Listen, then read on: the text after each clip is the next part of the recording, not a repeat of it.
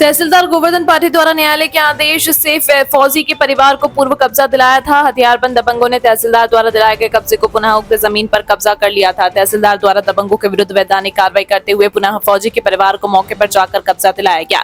खबर मध्य प्रदेश के जिला बैतूल से। न्यायालय तहसीलदार बैतूल के आदेश पर अवैध कब्जा हटाकर दी गई जमीन पर फिर से कब्जा करने और जानलेवा हमला करने की नीयत से 40 से 50 हथियारबंद लोग ट्रैक्टर और 4 व्हीलर लेकर पहुंचे। खेत में फसल को नुकसान पहुंचाया गया। सुरक्षा के लिए जेसीबी से खुदी नाली में जबरन गिट्टी डाली गई और आवेदकों को जान से खत्म करने की धमकी दी गई।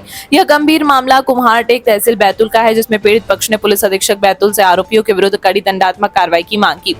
आवेदक काल्या यादव, पिता वासुदेव यादव, मुकेश यादव एवं श्रीमती अंकिता यादव निवासी कुम्हारटेक वर्तमान में हमलापुर ने पुलिस अधीक्षक से शिकायत कर बताया कि उनके स्वामित्व की कृषि भूमि पर न्यायालय तहसीलदार बैतूल के आदेश अनुसार उन्हें कब्जा प्रदान किया गया।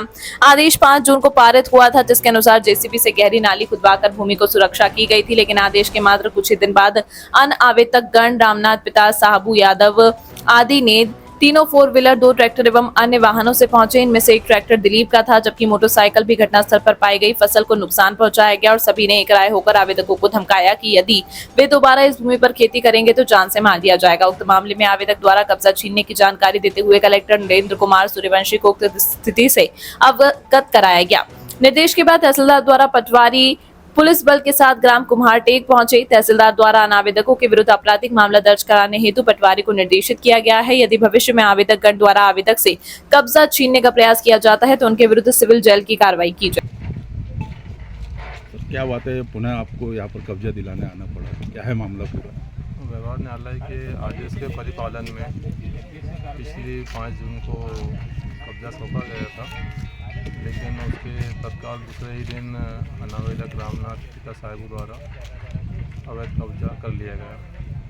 इस पर कलेक्टर महोदय के संज्ञान में आने पर आज पुनः महोदय के निर्देश अनुसार दोबारा कब्जे की कार्रवाई की गई। ये रामनाथ द्वारा कब्जा जो छीन लिया गया है, इसके खिलाफ कोई कार्रवाई है? हाँ, हमने प्रतिबंध बनाकर अनुविभागीय अधिकारी महोदय को सिविल जेल की कार्रवाई प्रस्तावित की गई है।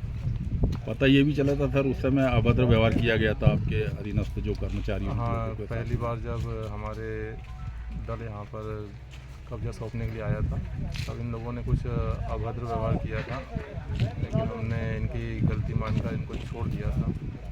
और पुनः अगर ऐसी कोई फिर वारदात होती है तो इस प्रकार की कोई वारदात करने पर बिल्कुल क्षमा नहीं किया जाएगा, कठोर से कठोर कार्रवाई की जाएगी।